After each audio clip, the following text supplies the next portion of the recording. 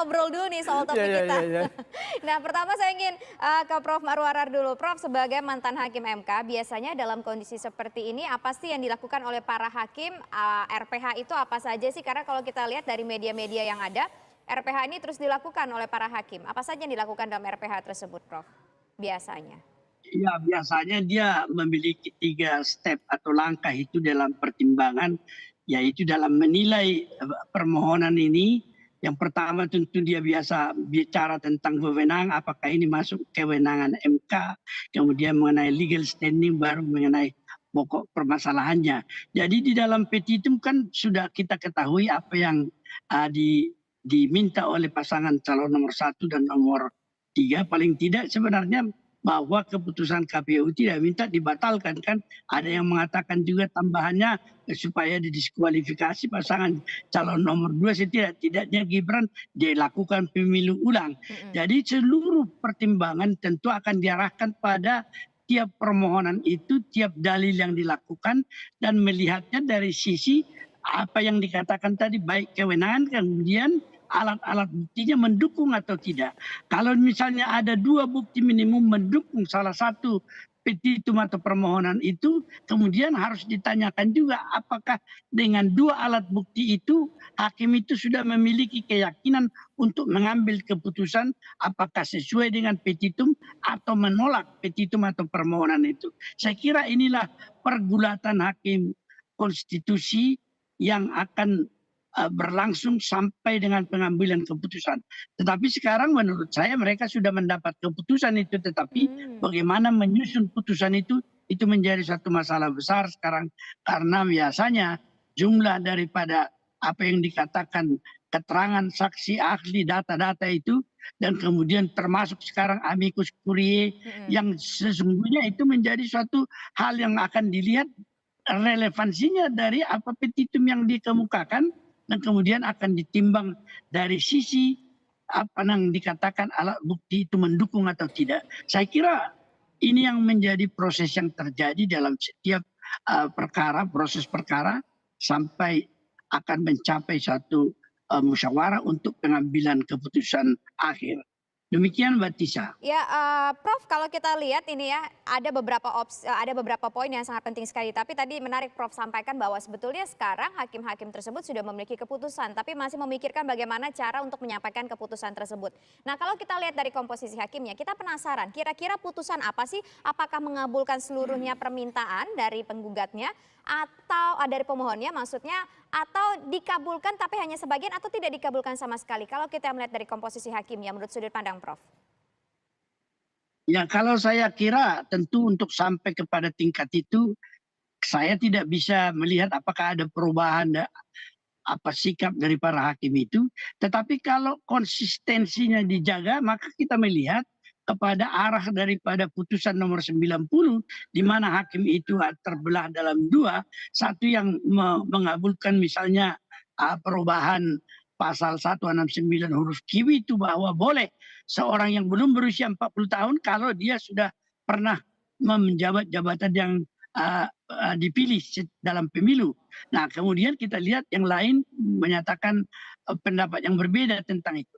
Nah, di sini akan kita lihat juga bahwa akhirnya ada 2 kubu ini, bahwa putusan nomor 90 sebagai landasan pendaftaran pasangan calon nomor 2 itu, terutama Gibran, itu didasarkan pada putusan nomor 90 yang di dalam putusan majelis kehormatan dinyatakan ketua majelisnya, yaitu Pak Anwar, dia melanggar kode etik, memiliki konflik kepentingan terhadap itu, tapi dia tidak mundur. Oleh karena itu dia dicabut atau diberhentikan dari jabatan itu. Nah, dampaknya maka sebenarnya salah satu yang paling menonjol, kalau di dalam undang-undang kekuasaan kehakiman dikatakan kalau ada kondisi seperti itu maka putusan itu dianggap tidak sah dan ada perintah lagi supaya diputus lagi dengan majelis yang berbeda.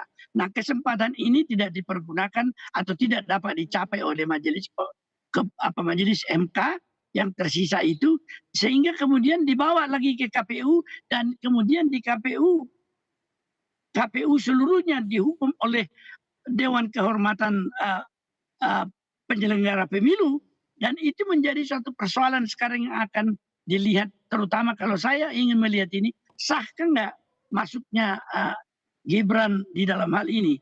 Nah tentu saya dengan melihat Pak Margarito di sana akan ada mengatakan ini menjadi wewenang siapa? Apakah itu sampai terakhir ditun ataukah misalnya itu sekarang akan menjadi wewenang daripada MK. Nah kalau saya melihat ini tentunya kubu daripada MK itu akan dua itu. Satu yang mengatakan itu seperti pandangan dari Pak Margarito yang sudah dengar, itu selalu akan mengatakan bahwa itu sudah dilimpahkan kepada Bawaslu, Petun, dan Gakumdu kalau ada pelanggaran dalam proses. Tetapi aliran yang berikutnya bahwa setiap proses kalau dia tidak bersesuaian dengan norma hukum tertinggi, tetap itu tunduk pada kewenangan majelis Mahkamah Konstitusi untuk memeriksanya kembali dan memutus. Saya kira di dalam masalah inilah nanti akan nampak kita kubu daripada MK itu akan terpecah dan kita tinggal melihat posisi daripada kalau 4 dengan 4 misalnya, ketua tinggal memiliki kewenangan yang lebih daripada hakim yang lain, sehingga majelis kehormatan di mana majelis Mahkamah Konstitusi di mana ketua Mahkamah Konstitusi berada itu akan menjadi pendapat mayoritas. Sementara demikian. Oke, baik. Kita berbincang tadi soal kewenangannya dulu begitu ya. Nah, Bang Margarito, ini kalau disampaikan tadi oleh Prof. Marwarar, tampaknya ini bisa 50-50 nih di antara hakim. Bisa mungkin dua kubu merasa setuju, dua kubu lagi tidak setuju. Tapi disitulah nanti peran dari ketua hakimnya. Oke, begini. Kalau itu yang terjadi, mahkamah ini mengubah dirinya menjadi mahkamah konyol. Kenapa, Bang? Loh, putusan Mahkamah Konstitusi itu kan yang melahirkan Gibran. Tapi ketua MK-nya pada saat itu dinyatakan melakukan pelanggaran kode etik. Terus putusannya tidak sah. Saya tanya, putusan nggak sah? Sah kan? Dalam ilmu hukum itu di dunia ini nih, putusan dikoreksi dengan putusan. Tadi kan Pak Maro bilang tuh, kalau tidak sah itu mesti ada sidang berikut kan. Dan ini tidak digunakan. Nah, tidak digunakan. Terus Anda bilang kalau Margarito marah-marah atau kritik-kritik, ada 1000 orang kritik-kritik, terus hukum itu berubah jadi sah, dari tidak sah menjadi sah, atau sah dari tidak sah menjadi sah. Enggak kan? Hukum teks. Suka atau tidak, senang atau tidak, memang begitu. Supaya tertib ini bangsa, supaya beres ini bangsa. Begitu satu. Yang kedua, orang-orang ini mesti mengerti ya, di dalam ilmu hukum universal, bukan cuma di negeri ini aja tuh. Prosedur dan substansi atau formil dan material nilainya sama. Jadi jangan bilang jangan utamakan keadilan formil, jangan formalis saja, mesti substansial dong. No, tidak begitu. Rusak ini negara ini kalau pakai begitu. Rusak semua. Total rusaknya. Prosedur dan substansi atau formil, material itu sama nilai hukumnya dalam timbangan hukum. Jadi Anda sudah tidak pakai itu prosedur susah, Anda mau paksa juga supaya Anda kalah di sini, bisa supaya menang, Anda ambil itu keadilan substansial, mesti progresif. Nah itu masih sebenarnya suka-suka Anda otoriter sebenarnya, suka atau tidak suka, senang atau tidak senang. Kita tidak boleh berhukum dengan suka-suka kelompok. Tadi ya, begini. Soalnya Mahkamah Konstitusi ini akan kemana begitu. Tadi bilang 4-4 atau enggak, tidak 4. Saya rasa kita kalau taruhan, mas lihat, taruhan minum kopi aja deh. Yang 1 gelas 100.000, jangan melemah karena kita nggak ada duit, nanti jadi juri. Ini putusan hanya kemungkinan, dan saya hakul yakin 100% tolak. Ditolak? Tolak. Pertimbangannya karena kewenangan, legal standing atau alat bukti? No. Di legal standing tidak mungkin. Tidak akan, sudah pasti yang karena mengajukan ini kan dua-duanya ini kan capres gitu ya. Jadi tidak mungkin orang bicara legal standing, nothing deh. Karena legal standing berakhir dengan perkara permohonan itu tidak diterima. Sudah terjawab. Ya ini sudah lupakan itu. Tolak atau kabul. Kabul orang mesti bagi gitu. Umumnya kabul sebagian atau kabul seluruhnya. Ini tolak seluruhnya, kabul seutuhnya. Oke, baik. Ini pendapat dari Bang Margarito. Ditolak seluruhnya menurut sudut pandang Bang Margarito. Bagaimana? Mengapa? Sebentar supaya clear ini. Mengapa? Kenapa? Ditolak itu karena tidak bisa dibuktikan. materinya tidak bisa dibuktikan. Yang agak berat itu kan orang bicara mengenai bansos, begitu ya. Lalu bansos itu oleh pasangan 1 dan 3 kalau tidak salah itu mengajukan salah satu profesor statistik, gitu ya. Muridnya juga bantah di dalam persidangan itu dan logis karena dia bicara statistik regresi. Begitu. Itu menarik loh Pak Hasan Hasbi itu mengoreksi bicara mengenai perbedaan antara hubungan dan pengaruh itu loh. Wah itu menarik lagi. Kalau orang belajar statistik betul-betul menarik itu. Jadi Anda mau pakai yang mana? Anda mau pakai yang mana coba? Sementara itu yang menjadi golden point. Yang mengatakan bahwa Prabowo Gibran itu menang gara-gara orang disogok-sogok pakai bansos itu. Uang 500.000, 600.000 dan macam-macam itu. Padahal dan itu dibenarkan oleh saksi ahli yang mereka ajukan gitu ya. Tapi itu ditolak oleh saksi ahli yang diajukan oleh kubu terkait begitu ya.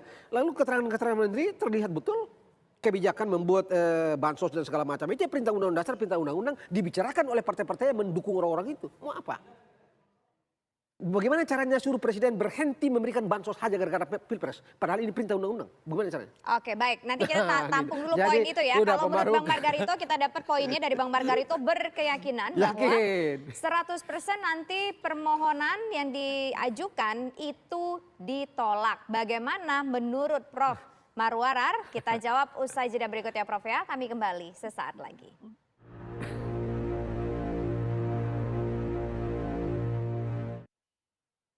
Ya, saya ingin menuju ke Prof Marwarar. Prof Marwarar, kalau Bang Margarito tadi yakin bahwa 100% ini akan ditolak dengan berbagai macam alasan termasuk juga bansos-bansos tadi.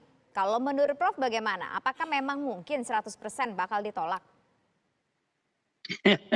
Jadi apa yang dikemukakan oleh Pak Margarito itu dan kemudian posisi saya, itulah polarisasi yang terjadi sepanjang sengketa pemilu dan pemilu kada di MK itu. Yaitu yang pertama seperti Pak Margarito bahwa apa yang dikatakan itu proses itu sudah menjadi wewenang yang berada tingkat penyelenggaraan itu dan tidak akan dibawa lagi ke MK. Tetapi itu sudah menjadi satu dalil di dunia bahwa proses pasti menentukan hasil. Kalau proses salah, hasil pasti salah. Nah, ukurannya sekarang yang kedua adalah apa yang menjadi pembagian kewenangan yang dijadikan antara proses dan dikatakan hukum formil dengan hukum material itu, kalau kita melihat sekarang ukurannya MK itu adalah menjaga konstitusi sebagai hukum tertinggi. Seandainya pun ada pembagian kewenangan, tidak boleh di seluruh dunia itu tetap menjadi suatu jawaban yang tegas. Bolehkah semua putusan di tingkat proses penyelenggaraan itu bertentangan dengan hukum tertinggi atau konstitusi? Jawabannya pasti tidak. Oleh sebab itulah MK bisa masuk di situ dan kalau itu nanti akan terjadi bobotnya terlihat di dalam bukti yang dikatakan oleh Pak Margarito tadi, ada yang disebutkan bukti petunjuk merupakan percikan-percikan seolah-olah terputus, tetapi jika dirangkaikan dia menjadi suatu alat bukti yang sangat mendukung dalil atau tidak, itu akan tergantung kepada majelis nanti dan kemudian petunjuk itu dengan dukungan alat bukti-bukti yang lain yang sudah disebutkan tadi, kalau memang menurut hakim dia telah menyebabkan hakim mencapai satu kesimpulan dan keyakinan penuh bahwa ada pelanggaran yang dilakukan seperti itu yang menyebabkan hakim di seluruh dunia yang menyangkut konstitusi tidak memperkenankan itu sebagai benteng terakhir. Ada argumentasi mengatakan bahwa itu adalah proses yang berada di tingkat bawah. Karena sudah menjadi kesepakatan dunia itu tidak ada kewenangan yang boleh dibiarkan tanpa diawasi. Check and balance itu baik vertikal maupun horizontal menyebabkan MK yang menjaga konstitusi harus turun untuk melihat apakah benar. Tadi sudah saya katakan, Pak Margarito dengan saya berbeda. Jelas undang-undang kehakiman mengatakan putusan itu tidak sah. Tidak ada di dunia putusan yang tidak sah dilaksanakan sebagai dasar hukum untuk melakukan langkah-langkah lanjutan baik di dalam hukum yang sifatnya pemilu maupun dalam hukum-hukum yang lain. Inilah yang menyebabkan kita berbeda. Jadi kalau menjadi pertanyaan yang mana, ini tergantung kepada alat bukti mana yang sudah dibicarakan di MK dan kemudian apakah itu dapat mendukung petitum, dan dari dukungan itu hakim yakin tidak usah mencapai beyond reasonable doubt, maka dia akan dikabulkan sepanjang itu bisa dilihat memenuhi bukti-bukti untuk mendukung petitum pemohon itu. Saya kira demikian Ya. yang menjadi pendirian saya barangkali. Oke, nah kalau menurut Prof berarti sekali lagi ya ini akan terbelah menjadi dua begitu ya. Tapi kalau kita bicara soal bukti-bukti, apakah bukti-bukti selama kita mengikuti persidangan ini termasuk juga ada amicus curiae yang diajukan 14 yang diterima, kemudian saksi-saksi dihadirkan, apakah ini cukup kuat untuk menuju satu dikabulkan oleh MK semuanya atau dikabulkan sebagian atau tidak dikabulkan sama sekali, Prof? Jadi kalau saya mengikuti misalnya termasuk dari keterangan ahli yang sudah disinggung oleh Pak Margarito, termasuk terakhir keterangan Pak Menteri itu sebenarnya bagi hakim adalah untuk meyakinkan dia lagi tentang apa yang sudah diperolehnya di dalam persidangan itu, dan apa yang menjadi pertanyaan, bukan pernyataan terakhir dari seorang menteri koordinator itu menurut saya telah membuktikan adanya pelanggaran, tetapi kemudian dia ditegur oleh hakim untuk tidak memberi pendapat dengan pendapat Menko itu mengatakan tidak cukup relevan itu untuk mempengaruhi hasil. Itu saya kira akan merupakan rangkaian alat-alat bukti yang akan boleh, ya misalnya amicus curiae itu bisa dilihat apakah dia cukup netral untuk juga memberikan suatu dukungan terhadap alat bukti yang sudah ada untuk menambah keyakinan daripada hakim-hakim itu. Saya kira itu cukup untuk bisa, meskipun barangkali saya tidak tahu apa yang dimuat dalam amicus curiae itu, tetapi menurut saya hakim akan melihat yang bisa mendukung yang dipertimbangkan secara relevan. Apakah mendukung penolakan atau mendukung, tentu saja dia amicus curiae sebagai sahabat pengadilan, dia harus dalam posisi yang independen dan merupakan yang tidak memihak. Saya kira dengan posisi sahabat pengadilan, dia harus mendukung hakim untuk memperoleh keyakinan terhadap sikap yang independen dan tidak memihak agar mencapai keadilan. Saya kira sekarang hakim itu hanya mempertimbangkan, menurut saya, berbeda dengan Pak Margarito, mereka mungkin akan memberikan putusan yang mengabulkan sebagian, tetapi mereka sekarang menganalisis dampaknya dari sisi tiga nilai dasar hukum, yaitu apakah keadilan akan menyebabkan mereka agak sedikit longgar dalam melihat kemanfaatan, dan yang terakhir dari sisi kepastian hukum. Ini pendapat saya saja kan. Baik, silakan Bang Margarito ditanggapi terakhir. Masalahnya tidak ada yang dibuktikan. Jadi bagaimana menarik percikan-percikan itu? Oke, kalau misalnya sepanjang dalam persidangan itu diperdebatkan angka-angka, ada begitu ya, betapapun tidak terlalu signifikan terlihat begitu. Lalu betul misalnya bansos itu bekerja, ya, maka saya sependapat dengan beliau ada percikan-percikan bisa ditarik. Masalahnya angka tidak pernah diperdebatkan. Sementara statistiknya. Nah, sementara Undang-Undang Dasar memerintahkan hakim konstitusi periksa hasil. Bagaimana caranya coba? Bagaimana caranya? Ya udah jangan konyol-konyolan deh. Tapi kalau seandainya sesuatu yang tadi yang kedua. Yang kedua tadi gitu ya. Saya setuju bagi-bagi wewenangan proses dan segala macam. Ini kan argumentasi saya pakai pada tahun 2014 pada waktu itu. Proses yang tidak beres, hasilnya tidak beres. Pandangan ini karena tidak didukung juga dengan bukti-bukti angka-angka itu tadi itu, masuk laut, masuk got. Cara pandang ini juga masuk got di 2019. Jadi sekarang bagaimana cara coba? Tiba-tiba MKN mau konyol-konyolan. Kalaulah angka-angka itu diperdebatkan dan katakanlah sebagian terbukti, tapi angka ini tidak signifikan mempengaruhi hasil, tetapi di sisi lain ada bukti misalnya bansos dan bla bla bla yang konyol-konyol ini juga dan lain-lain itu, so oke. Saya setuju dengan cara pandang beliau, ini bisa jadi percikan-percikan. Masalahnya ini yang dasar, yang basic, yang fundamental tidak pernah muncul. Lalu ambil percikan dari mana? Coba. Yang fundamental adalah angka. Angka, start dari angka. Angka apa nih? Biar pemirsa juga paham. Apakah angka dari hasil pemilu. Misalnya hasil dari hasil survei sebelum survei sebelum ada bansos. Hasil di rekapitulasi. Hasil misalnya di Jakarta Barat. Jakarta Barat itu misalnya Pak Anies dapat 100 misalnya. Pak Prabowo misalnya dapat 75.